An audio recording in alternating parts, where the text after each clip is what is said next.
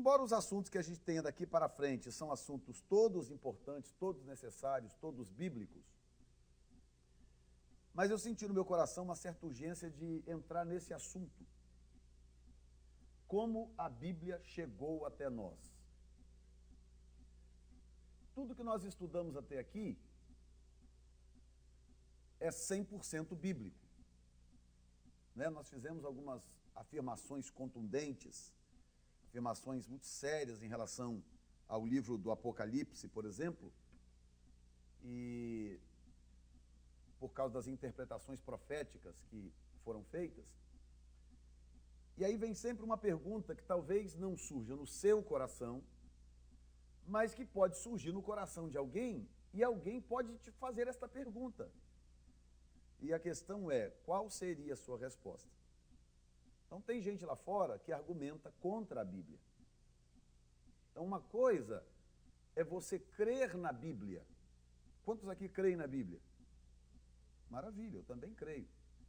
Agora, quantos aqui sabem dar as razões do porquê crer na Bíblia? Eu tinha um amigo que falava Blíbia, né? O Lúcio, Blíbia, eu estou quase falando Blíbia também. Quem saberia aqui dar as razões, se você tivesse que explicar para alguém, alguém chegasse para você e falasse, que coisa nenhuma, Bíblia, livro é livro, papel aceita tudo, e a Bíblia foi escrita por homens, ou Deus desceu aqui na terra com a caneta e escreveu a Bíblia. O que você vai dizer para essa pessoa? Qual é o argumento que você teria para convencer esta pessoa de que a sua fé na Bíblia não é uma coisa imatura, inexperiente, infundada?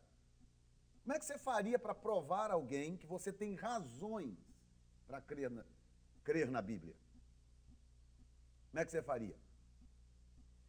E eu, durante todo esse tempo, porque embora eu tivesse cogitado alguns assuntos, mas esse estava muito forte no meu coração de trazer esse ensinamento, porque a gente não sabe o que pode acontecer amanhã e não tem nada melhor do que a gente poder saber explicar a nossa fé.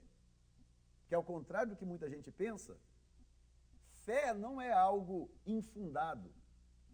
Porque a palavra fé dá a impressão, não, é pela fé. Não, olha, não precisa de evidência, basta crer. É um princípio verdadeiro. A gente realmente não precisa de evidência para tudo, para crer. Principalmente quando você tem um referencial de fé. Um referencial. Então eu tenho um referencial de fé, uma base de fé, que é a Bíblia Sagrada. Agora, se a Bíblia Sagrada é a minha base, se toda a minha fé está amparada nela, então a pergunta que eu tenho que responder é: qual é a certeza que eu tenho que este livro é realmente de Deus? Qual é a convicção que eu tenho? Da onde vem essa convicção? E eu estava fazendo várias pesquisas durante essa folga, né, durante esse intervalo do Apocalipse até agora.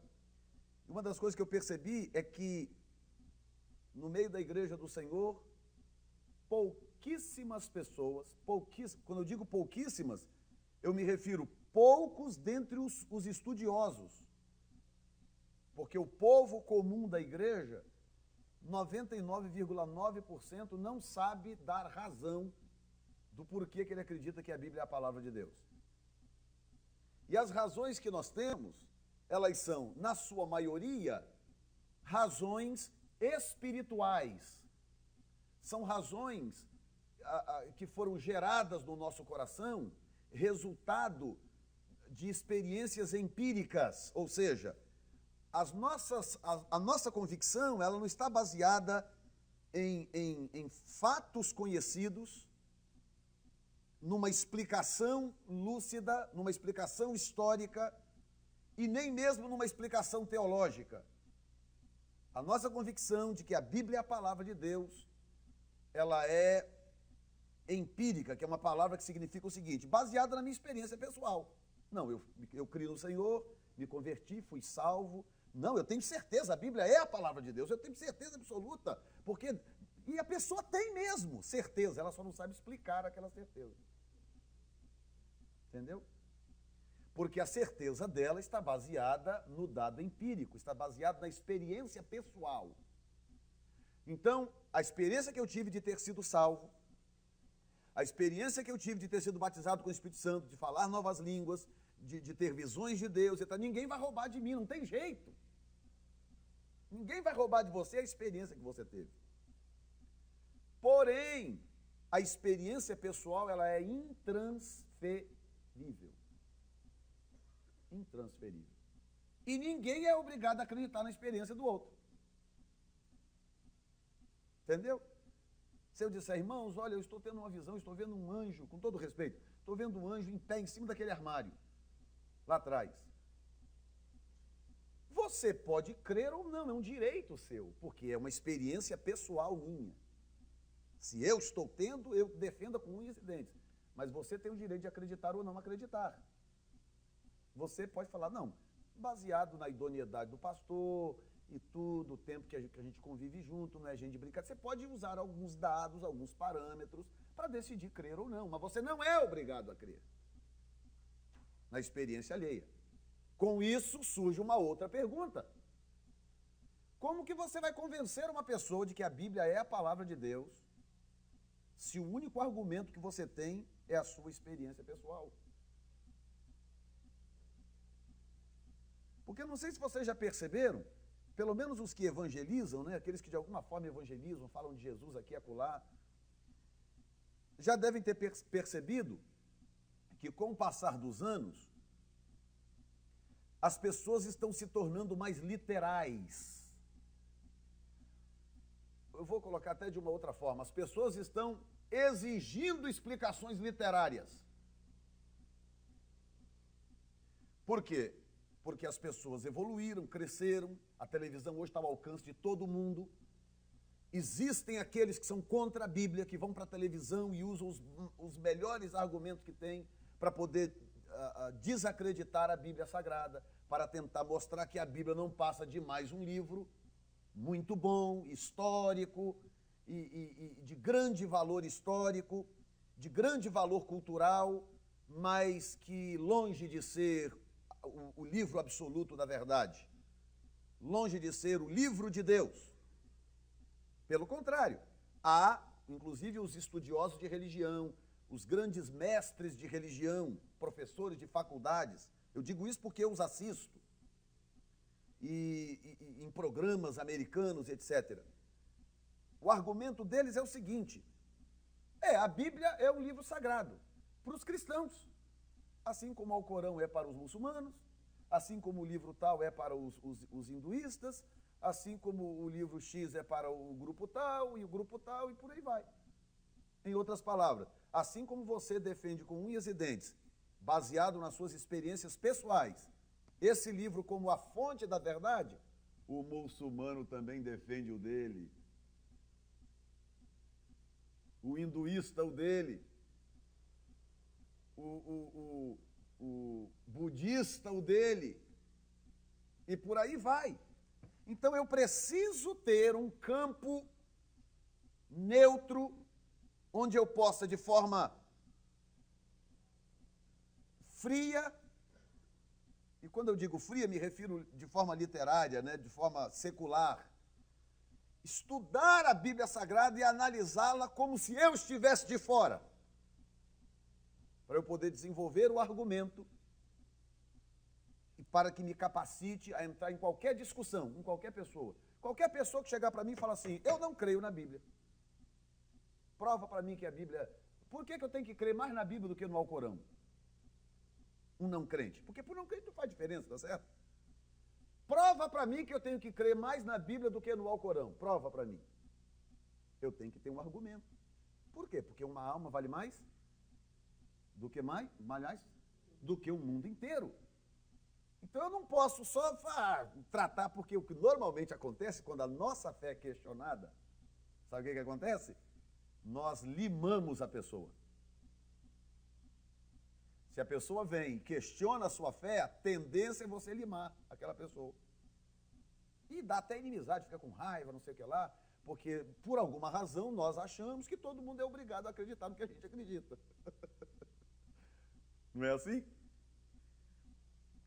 Então, nós vamos começar hoje, eu estou fazendo uma introdução bem tranquila, né, para poder Primeiro, para te desintoxicar do Apocalipse.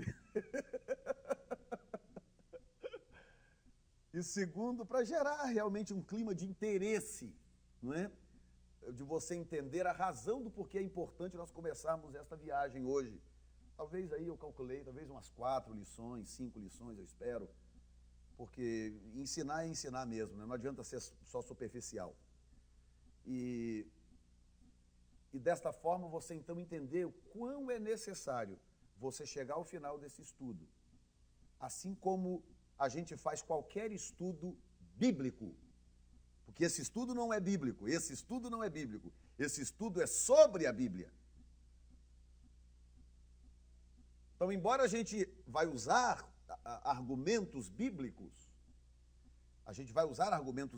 porque inclusive a própria Bíblia se autoafirma, que é um dos argumentos, inclusive um argumento teológico, isso é um argumento teológico forte. A Bíblia se autoafirma. Isso é algo que tem que ser considerado.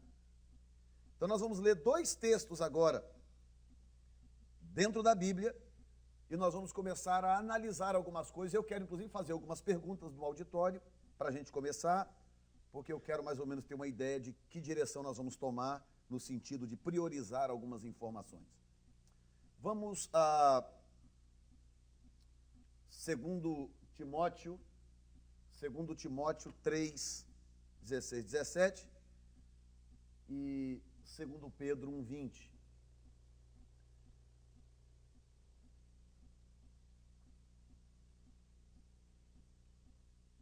Segundo Timóteo 3, 16, 17, 2 Pedro 1, 20. Nós vamos ler os dois em seguida, então já deixa logo aberto aí os 2 textos, né?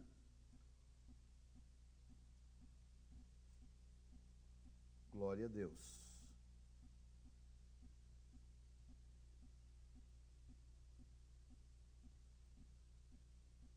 Aleluia. Márcio, por via das dúvidas, que nós tivemos hoje probleminha também aí com o negócio do som. Por via das dúvidas, grava também na fita. Aperta o REC lá e deixa gravando na fita, por segurança.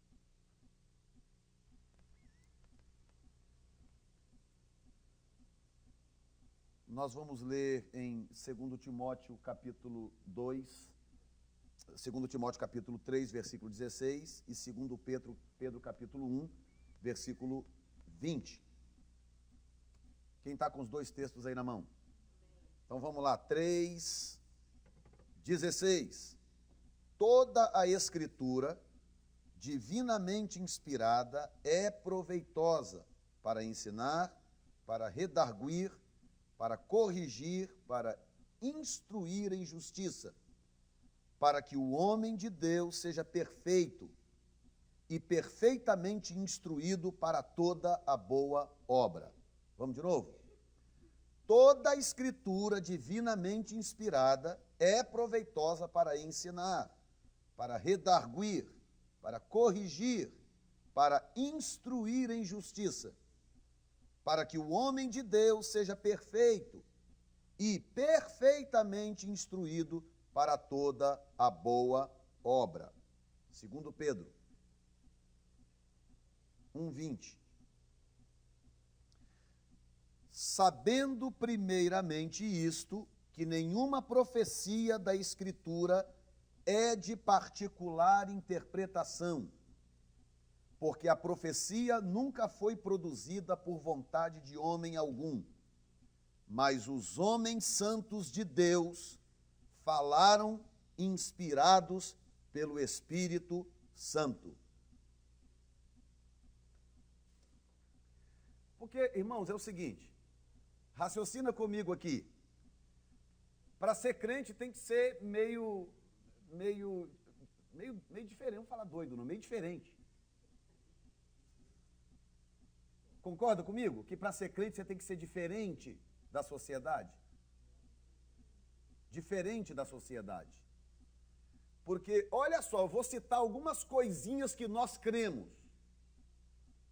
E todas elas estão 100% fundamentadas neste livro. Muito bem, vamos a algumas delas. Nós cremos que Deus é um ser trino, tão grande, capaz de tirar o universo inteiro de dentro dele. Nós cremos que esse Deus criou o universo inteiro em 6 dias. Nós cremos que esse Deus pegou um homem e desse homem ele tirou uma nação inteira e fez dessa nação o seu povo. Nós cremos que esse Deus pegou uma mulher virgem, que nunca conheceu o homem, que nunca teve relação sexual, ficou grávida pela intervenção do Espírito Santo, e essa virgem, um belo dia, sentiu dores de parto, ganhou esse neném de parto natural. Nós cremos que esse menino que nasceu é o próprio Deus encarnado. Embora ele seja 100% Deus, nós também acreditamos que ele é 100% homem.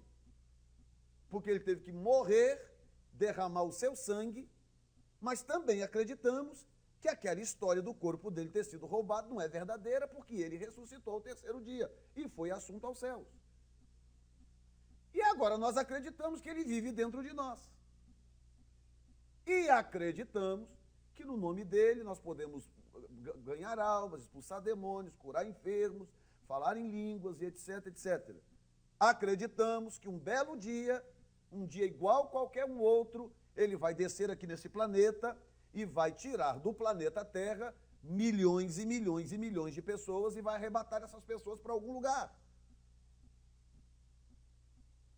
Acreditamos que essas pessoas vão, então, usufruir de uma linda festa nesse lugar para onde elas vão, enquanto que o planeta Terra vai ser submergido numa grande catástrofe chamada Grande Tribulação, e vai ter um camarada que vai aparecer no cenário mundial com uma influência mundial, como um grande governante, e ele vai matar muita gente, vai perseguir o povo de Israel, e etc e tal. E Jesus, então, vai voltar com os anjos para a terra, e com aqueles que ele sequestrou e arrebatou 7 anos antes, e vai, então, estabelecer um governo de 1000 anos na terra. Alguma coisa que eu falei aqui é normal?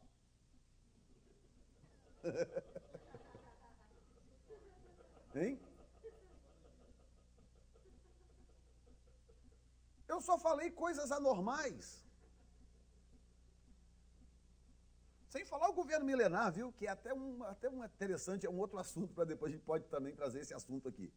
O governo milenar, ao contrário de quem pensa diferente, ele é detalhadamente explicado na Bíblia, de que forma, como que o governo milenar de Cristo se dará aqui na Terra. Mas é um outro assunto, a gente volta nele depois.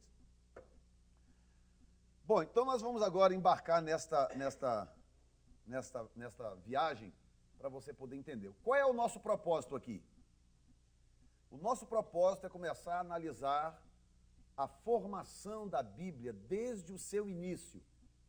De que forma que ela começou a ser gerada, de que forma que ela começou a ser reunida, porque são 66 livros, 39 no Velho, 27 no Novo, 66 livros, 40 autores, mais de 40 autores, na verdade, porque pelo fato de que alguns são indefinidos, num processo aí de aproximadamente 1.600 anos.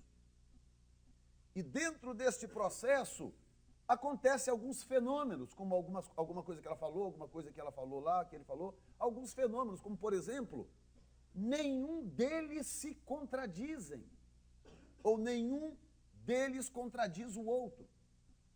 Embora haja coisas na Bíblia que pareçam contradições, elas têm uma explicação lógica, uma explicação salutar, e que as pessoas que estiverem dispostas a entendê-las, entenderão. Quem fechar o coração para tentar provar que a Bíblia é falsa, ele vai realmente deixar de entender algumas coisas que estão na palavra de Deus, e digo ainda, foram colocadas lá de propósito, para que a Bíblia sem o Espírito causasse confusão. Porque a verdade é esta, que o texto sagrado, sem a interação do Espírito Santo, causa confusão. E ela só pode ser entendida, só pode ser harmonizada com a interação do Espírito Santo de Deus. Porém, como nós queremos entender como a Bíblia chegou até nós, como foi que esta Bíblia chegou até nós, nós vamos então também falar de algumas questões históricas e principalmente do procedimento do povo que foi o gestor desse texto, que é o povo judeu.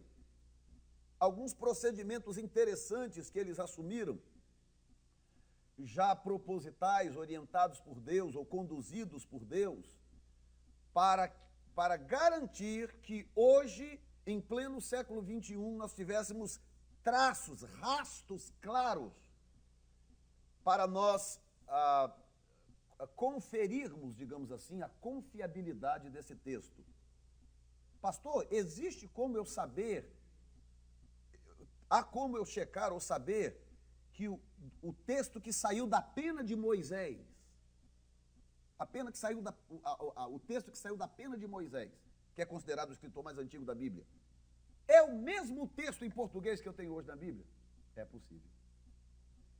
Existem informações que foram deixadas ao longo do tempo, que hoje, ao serem reunidas, matam, sem sombra de dúvida, qualquer possibilidade da Bíblia que nós temos hoje na mão em português ser um texto montado, alterado ou adulterado, ou um texto infiel ao texto verdadeiro.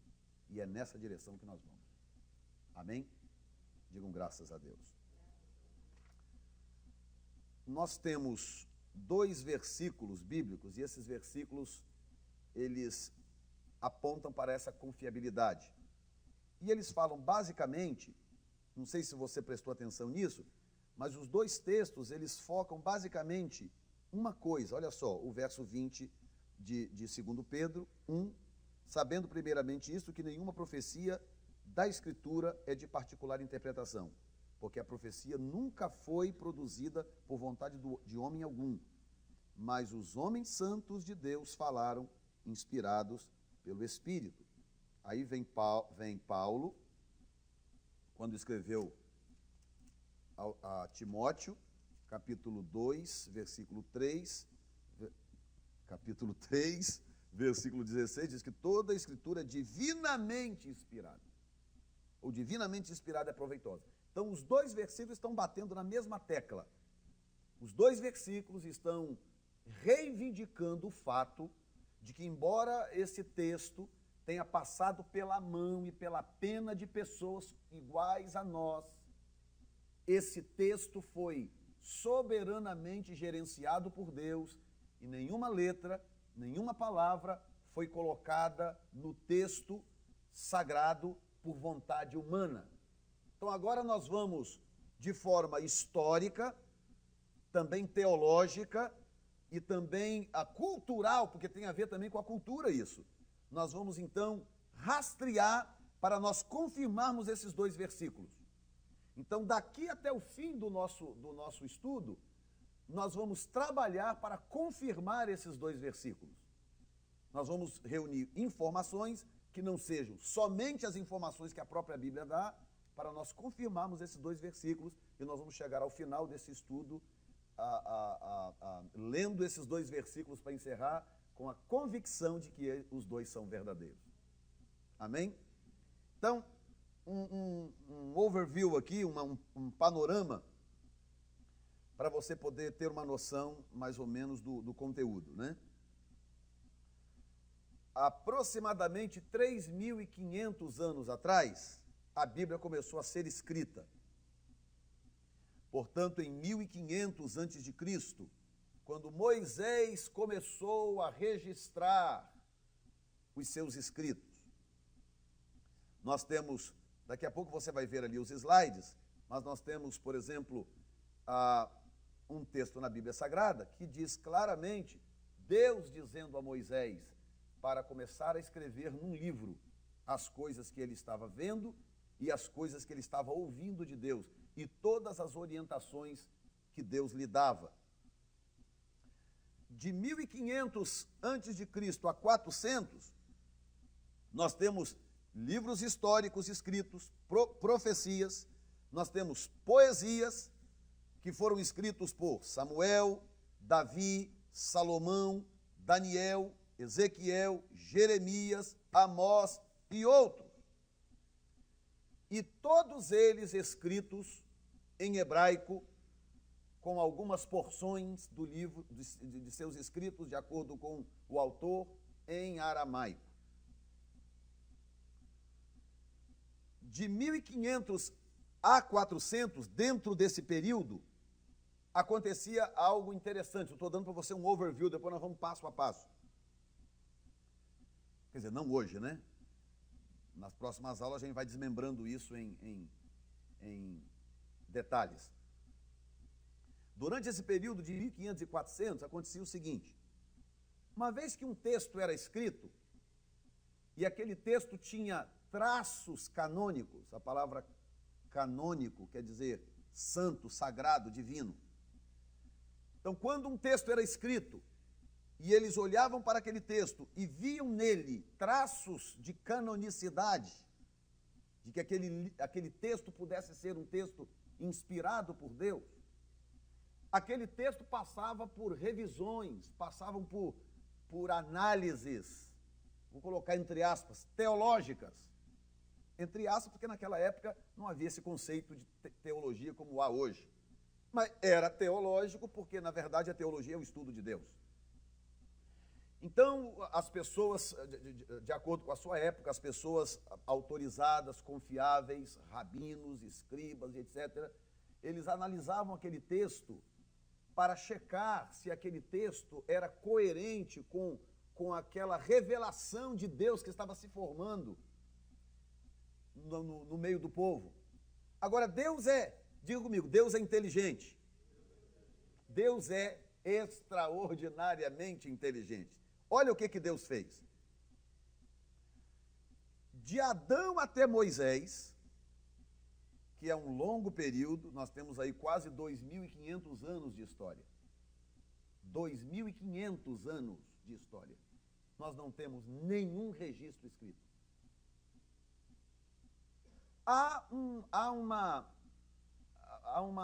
informação de que Sete teria escrito num tijolo e numa pedra a primeira palavra profética da história, de que a terra seria destruída por água e por fogo, uma vez por água e uma vez por fogo. Esse tijolo foi encontrado na região da Síria, e eles analisaram, estudaram e tal, e há aqueles que dão a autoria desse tijolo a Sete. Mas a grande verdade é que, de uma forma geral falando, a história humana tem 2.500 anos sem registro escrito. Então, como que as pessoas serviam a Deus, como que elas caminhavam, como que elas sabiam a direção a seguir, como que isso acontecia? Acontecia através da experiência pessoal, acontecia através da intervenção sobrenatural de Deus, sobrenatural, momentânea e pessoal de Deus naquela pessoa, naquele clã familiar, porque também a composição social era completamente diferente do que nós conhecemos hoje. Hoje uma pessoa, ela não tem muito poder de decisão, mesmo um grande governante, não é? Ele não tem um poder de decisão que afete, digamos assim, a sociedade ou a sua história, não sozinho. Um presidente de república, por exemplo, para ele poder tomar uma decisão, algo, para conduzir o país em uma determinada direção, fazer uma lei, etc., ele precisa de um conjunto de coisas, é uma máquina que tem que funcionar. Deputados, senadores, e a imprensa em cima, e tanta coisa, pressão internacional. Mas naquela época, as pessoas, elas iam formando os seus clãs. E elas eram líderes absolutas daqueles clãs. Então, cabeça de um clã familiar, ele era líder absoluto daquele clã, inquestionável. Aquela família tomaria os rumos que aquela pessoa decidia. E era inquestionável.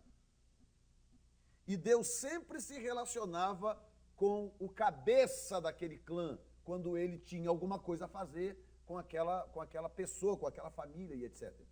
Então as pessoas viviam por ver anjos, por sonhos proféticos, por ouvir a voz de Deus e coisas dessa natureza. Elas iam então tomando o seu rumo.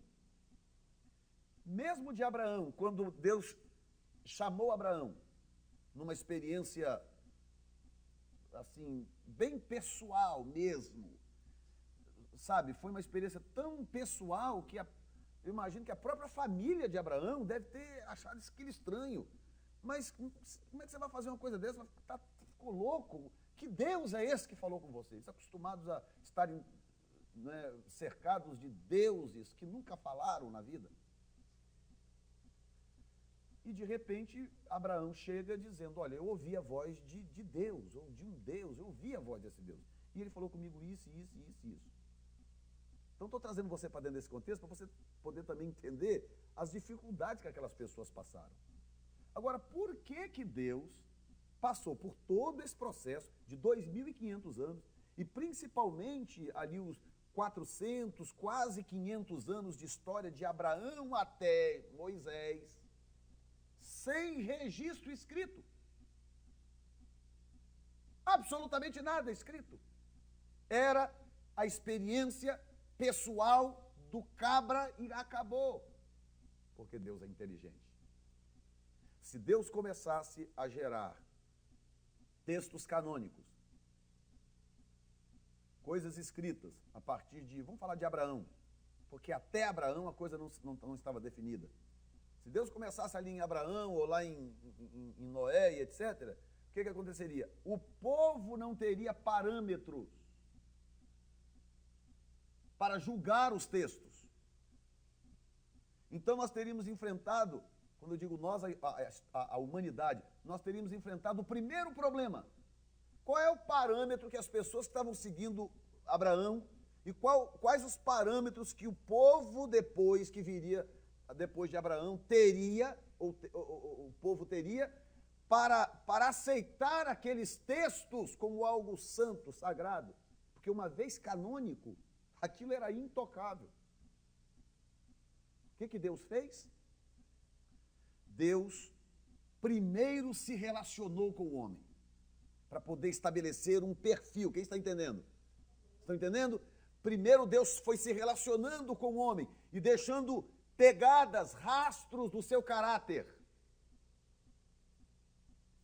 À medida em que o tempo foi passando e as outras gerações foram vindo, então as pessoas já tinham uma expectativa do que esperar de Deus, porque eles já iam analisando o perfil de Deus baseado na história que estava para trás.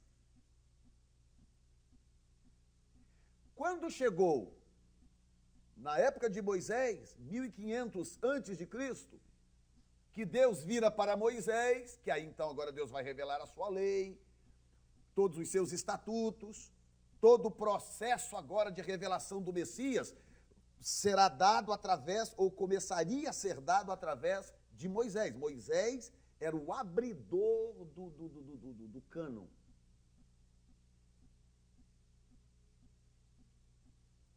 Tem a questão do livro de Jó, mas eu vou explicar isso uma outra hora, porque agora não dá tempo. Então, o que acontece? Aí Deus vira para Moisés e fala, Moisés, escreve num livro as palavras que te digo. Então, vamos aqui aos nossos slides. Introdução à Bíblia, de 1500 a 500 depois de 1500 antes de Cristo a 500 depois de Cristo.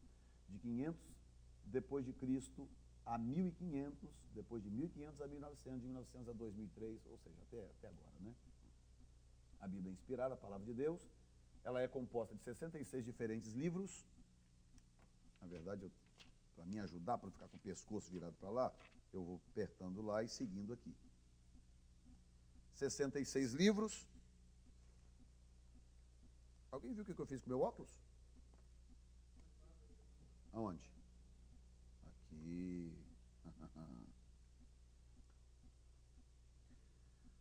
66 livros, escritos num período de aproximadamente 1.600 anos, tendo sido o seu início em torno de 1500 antes de Cristo, e o seu encerramento aproximadamente no ano 100 depois de Cristo, como está ali, escrita por um pouco mais de 40 autores, dentre eles reis, profetas, líderes e seguidores de Jesus. O Velho Testamento, só para a gente fechar esse overview, tem 39 livros, escrito aproximadamente entre 1500 a 400 antes de Cristo. E você deve saber, talvez saiba, talvez não, é que no período entre 400 antes de Cristo até Cristo não houve texto canônico, que é o que eles chamam de silêncio profético, ou período interbíblico, que é o silêncio profético. Deus parou de falar. Deus se calou. Tem muitas literaturas desse período, de grande valor histórico, inclusive. E, inclusive, algumas delas extremamente importantes para validar o próprio Velho Testamento. Lá na frente a gente vai tocar em algumas coisas. Mas nenhum texto canônico, porque Deus parou de falar. Qualquer pessoa que se levantava em nome de Deus era falso. Não havia voz profética, não havia nada. 400 anos de silêncio profético. Então, o que foi gerado divinamente está dentro desse período de 1500 a.C. a 400 a.C. O Novo Testamento tem 27 livros, escrito aproximadamente entre 45 depois de Cristo a 100 depois de Cristo. Esse é um período, né? Esse é um período com alguma margem de erro, até mesmo por causa da mudança dos calendários. E eles foram escritos, primeiro o Velho Testamento, que eu acabei não explicando, né? O Velho Testamento, que foi escrito, como na época não era muito comum a questão do papiro do Novo Testamento, então a maioria dos textos eram escritos em placas de argila, em pedaços de couro, em pedras, e uma terceira, a informação que não aparece ali, aliás, nem coloquei ali, né? Mas uma quarta fonte, né? Uma quarta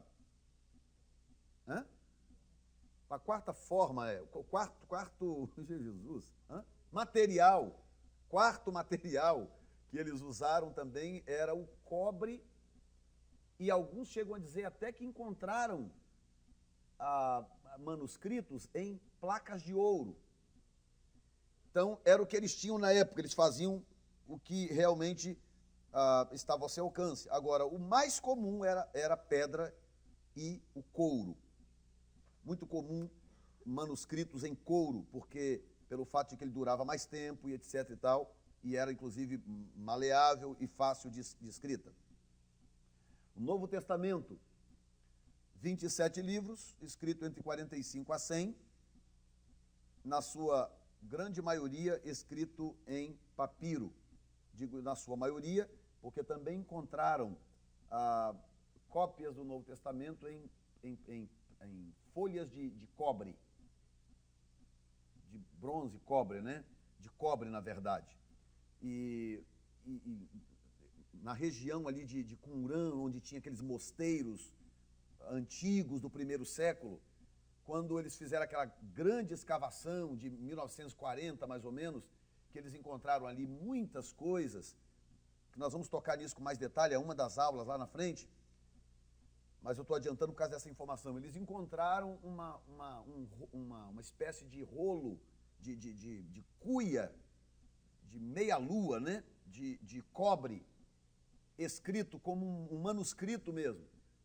E eles acharam isso muito interessante, porque inclusive não era muito cultural para aquela época do Novo Testamento, mas existiu.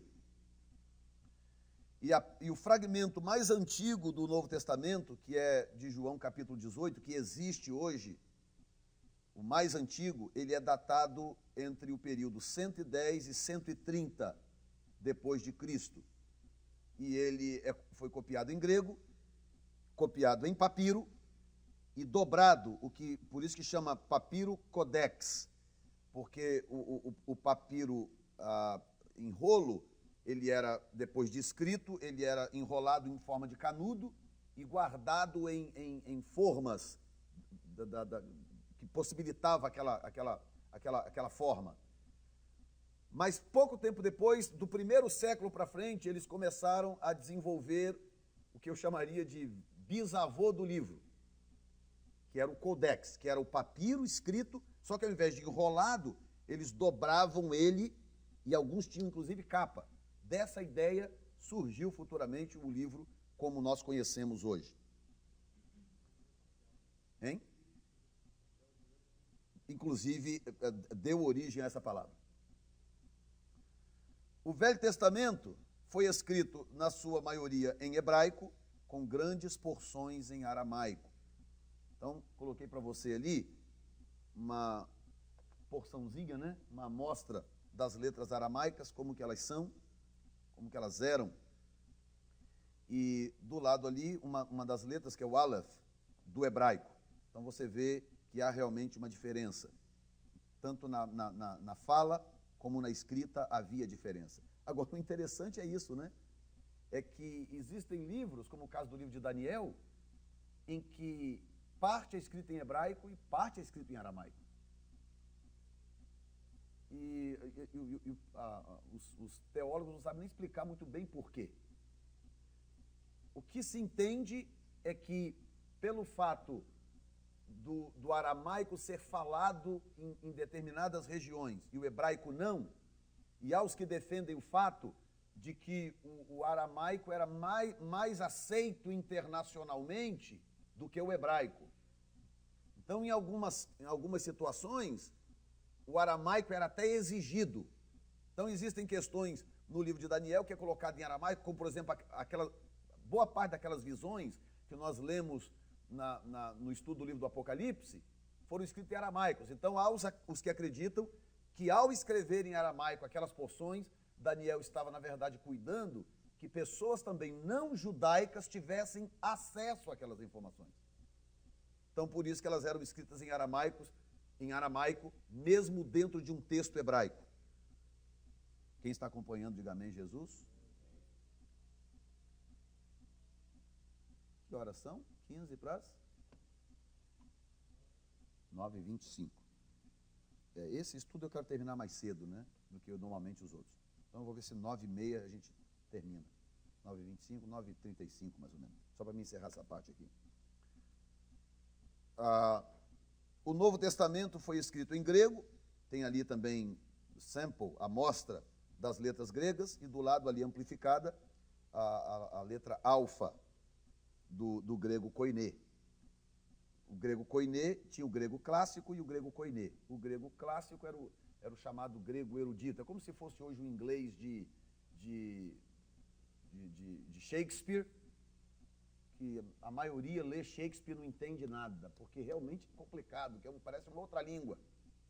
Entendeu? E você sair na rua ali e conversar em inglês com um camarada ali, que é uma outra língua completamente diferente. Embora seja a mesma língua, a mesma raiz e etc., mas é um linguajar que não é qualquer um que entende. Então tinha o grego clássico, que era falado na alta camada social, que era a língua dos filósofos e etc., e tinha o grego koiné, que era o grego do dia a dia, o grego das ruas, o grego do povão e etc. E o Novo Testamento foi escrito no grego koiné, o grego do dia a dia, né? E ali está uma amostra da letra, a letra alfa. Lembra que Jesus disse, eu sou o alfa e o ômega? Ele estava se referindo às duas letras do alfabeto grego, que é a primeira letra, o alfa, e o ômega, a última letra. Nós temos aqui Mateus 5,18, que é uma porção, né, do texto escrito na língua aramaico. Só para ter uma ideia, claro que ninguém entende nada, mas só para a gente ter uma ideia como que a coisa era composta, né? Como que era escrita. Era sempre da direita para a esquerda, e a coisa eram letras que pareciam muito mais símbolos, né? Porque, querendo ou não, tinha influência também da cultura da época, do meio em que eles viviam. Que a maioria dos escritos eram muito mais símbolos do que letras. Embora esse aí já fosse bem avançado, o hebraico e o aramaico já eram escritas extremamente avançadas, considerando outras culturas que haviam na época. Porque, em verdade, vos digo que até que o céu e a terra passem, nenhum jota ou um tio se omitirá da lei, sem que tudo seja cumprido. Então tá lá, na língua aramaica, o tio está destacado em vermelho. Então aquela pontinha lá é o tio do texto. E ali está o texto inteiro, né? Graças a Deus que nós temos ele em português, não é verdade?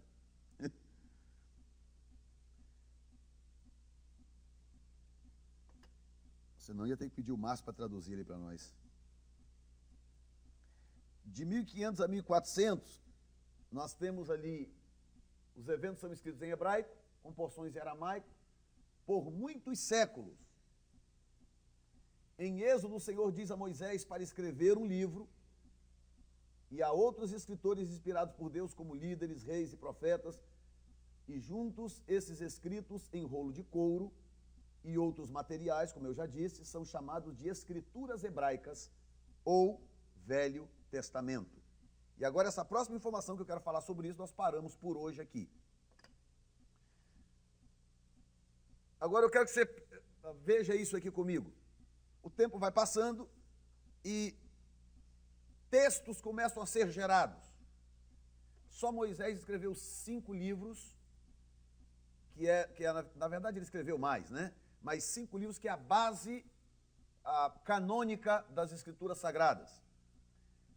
Dessa base, que são os 5 primeiros livros da Bíblia, o Pentateuco, os judeus escreveram dezenas de outros livros, que eram livros que estudavam aqueles preceitos, que explicavam aqueles preceitos, que regulamentavam aqueles preceitos, que eles usam até hoje. São livros e livros que eram usados para comentar as Escrituras, o texto canônico, que para eles são muito importantes. Inclusive, eu estudo alguma dessas coisas, quando eu vou falar sobre profecias e algumas coisas, sobre templo, sobre tabernáculo, tem muita informação nesses comentários judaicos sobre o Pentateuco, extremamente importantes. Não são canônicos, não podem ser usados como um texto da Bíblia Sagrada, mas são textos judaicos, textos confiáveis, textos extremamente importantes, e alguns deles trazem informações adicionais, porque eles desmembram certos assuntos, sobre certas questões. Você falar, por exemplo, do templo de Salomão ou de Herodes, falar do tabernáculo, etc., a Bíblia, ela dá o básico, aquilo que a gente precisa, e você vai para essas escrituras hebraicas, históricas, que são comentário da Torá, e você tem ali alguns detalhes preciosos da maneira como eles se comportavam, como era o serviço judaico, como era a ordem dos sacerdotes, e uma série de informações que são extremamente preciosas para quem estuda, né, esse universo da palavra de Deus. E chegou a um ponto em que o povo de Israel entendeu o seguinte, que eles precisavam reunir esse material, começar a organizar esse material, para até mesmo separar com clareza o que é canônico e o que não é canônico, e eles terem aquilo reunido num agrupamento de escritos e de livros, para que eles pudessem ter acesso com mais facilidade e proteger aquilo ao longo do tempo. Porque eles perceberam que ao longo do tempo a coisa ia se desgastando, lógico. Então, um manuscrito em couro não vai durar para a vida inteira, uma coisa escrita em pedra não vai durar para sempre. Porque naquela época você sabe como é que era. Dava um problema, uma guerra, o inimigo invadia a cidade, quebrava tudo, botava fogo, era um problema. Então, a possibilidade de se perder um texto desse era enorme. Não é? Então, quando eles encontram hoje, os arqueólogos encontram hoje fragmentos, você não tem ideia do valor que tem um fragmento, um pedaço de pedra. Porque coisa inteira é impossível, é praticamente impossível. Mas você não tem ideia do valor que tem quando eles encontram um fragmento, um pedaço de uma pedra com um escrito antigo. Eles têm como testar aquilo em laboratório para saber se aquilo é original, é verdadeiro, porque também tem os falsificadores lá fora, que pegam e falsificam para dizer que é coisa antiga. Né? Então, eles tomavam suas precauções, era muita coisa escrita em pedra, em argila, em placas de argila, de barro e couro, só que a garantia que eles tinham de que aquilo não ia se perder, eles tinham 2 garantias. Primeiro, eles começaram a condensar aquilo, a reunir aquilo, e a história diz que Esdras teve um papel extremamente importante nisso. pelo fato de Esdras ser letrado, estudado, ser escriba, e inclusive ele tinha um conhecimento, né, abrangente, pelo fato de ele também ter estado no cativeiro, quando ele voltou para a terra, ele então começou a reunir esse material. Começou pelo material de Moisés e pegar tudo aquilo que tinha escrito até a época dele, então, tudo que Moisés escreveu, tudo que Josué escreveu, o livro de Josué, o que Davi escreveu, o que os juízes escreveram e por aí vai. Ele foi e reuniu tudo aquilo que já era aceito, inclusive, né, que já tinha passado por um processo de exaustivo, de julgamento, então reuniu aquilo, e até o tempo de Esdras, então, eles tinham, que inclusive não entrava o livro nem dele, quer dizer, Esdras e Neemias é um livro só, no hebraico. Esdras e Neemias é um livro só. Depois foi desmembrado para ficar fácil entender, como eles contam duas histórias, né? E, embora sequência, mas dois contextos diferentes, ou dois conteúdos diferentes e tal. Então, não compunha o livro dele, que foi entrar depois. Mas todos os livros anteriores foram reunidos e até aquela época, então, eles tinham ali reunido, confirmado o cânon sagrado. Agora, como que eles mantinham isso? Porque hoje é fácil, né? Você faz um backup aí num hard drive externo, você grava num DVD, você, né, tanta coisa aí com a modernidade. E na época, como é que fazia? Eles faziam cópias à mão. Cópias à mão. Então eles pegavam um texto, por exemplo, eles pegavam o Pentateuco, e eram gente séria, eram rabinos, a coisa era muito, muito rigorosa, porque tinha os que copiavam e tinha os que corrigiam. Então eles pegavam a Torá, por exemplo, de Moisés, e faziam cópias, mas muitas cópias. Hoje há o registro aproximadamente de 14 mil cópias do Velho Testamento. 14 mil cópias do Velho Testamento, que ao longo do tempo vem sendo, né, transcrita. E aí, olha o que eles faziam. Eles copiavam para poder proteger o texto, eles faziam aquilo conscientemente, era para proteger o texto. E eles guardavam em lugares diferentes, tanto que a arqueologia acha coisa para tudo quanto é canto, porque eles guardavam em lugares diferentes, porque a cidade foi invadida, Nabucodonosor queimou a cidade, destruiu a cidade de Jerusalém, queimou o templo, queimou tudo, e aí, como é que faz? Aquilo tinha cópia escondida em lugares diversos, que depois, de alguma forma, eles tinham acesso àquilo e tal, e Deus é soberano, na verdade era Deus que controlava essas coisas, e eles iam copiando tudo. Aí copiou, aqui está a Torá, original de Moisés, e aqui tem uma cópia, terminou a cópia. Aí vinha um outro grupo e eles sabiam quantas letras tinham na Torá, porque eles já tinham contado aquilo 300 vezes. Então eles sabiam quantas letras tinham na Torá. Aí vinha um outro grupo, pegava a cópia e contava as letras. Se não batesse rigorosamente com o número de letras que tinha na outra, eles queimavam na hora. Então, vamos supor que a Torá, escrita originalmente por Moisés, porque eu não sei essa informação, é até uma curiosidade, vou ver se eu descubro isso. Vamos supor que tivesse aí 3.000 letras. Estou dando um chute, né? 3.000 letras. Então eles iam contar. Se tivesse lá 3.001 letra, queimavam. E aí faziam uma outra cópia. E assim eles iam copiando, e aquilo ia passando de geração para geração, aquelas informações, por causa eu diria, por causa desse preço que eles pagaram. Sabe o que é? Você pegar Gênesis, Êxodo, Levítico, Números e Deuteronômio e copiar à mão. Não, tudo bem, copiar à mão hoje com canetinha Bic. Meu filho, naquela época, era no ponteirinho, no estiletinho, ou então no tinteiro, na tinta. Letra por letra, porque nem o hebraico e nem o aramaico tem forma manuscrita. O árabe tem. Aliás, o árabe é o contrário. O árabe não tem forma capital. O árabe é todo manuscrito. O hebraico e o grego, o hebraico e o aramaico, não. É aquilo que eu te mostrei. É uma letrinha desenhada após a outra. É literalmente desenho. Olha lá. Olha lá. É desenho, é um desenho. Tem esse negócio de uma letra que emenda na outra e você está escrevendo porque Deus amou o mundo de tal maneira. Não. Letrinha por letrinha, desenhadinha. Então, quanto tempo você acha que um escriba desse, um grupo desse, levava para fazer uma cópia de um texto desse?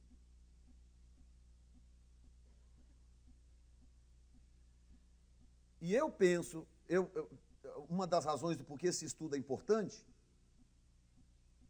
e nós vamos parar por aqui, porque eu quero terminar bem antes das 10. Uma das razões do porquê eu creio que esse estudo é importante é porque eu acredito que qualquer pessoa que seguir esse passo que nós vamos seguir aqui para entender como que a Bíblia chegou na minha mão do jeitinho que ela é aqui hoje. Nós vamos falar sobre as versões depois, como que ela chegou no inglês, como que ela chegou no português, principalmente no português, que no nosso caso aqui é o que interessa. Você entender as pessoas que morreram, que foram assassinadas, porque traduziram Bíblia, porque quiseram trazer a Bíblia para a sua língua. Entendeu? Pessoas que passaram 15, 16 anos traduzindo um texto e quando chegava a época de imprimir, o texto sumia, era roubado, era queimado. Como aconteceu com o texto em português? Anos e anos da vida, mais de uma década da vida do tradutor, e aquilo depois foi destruído.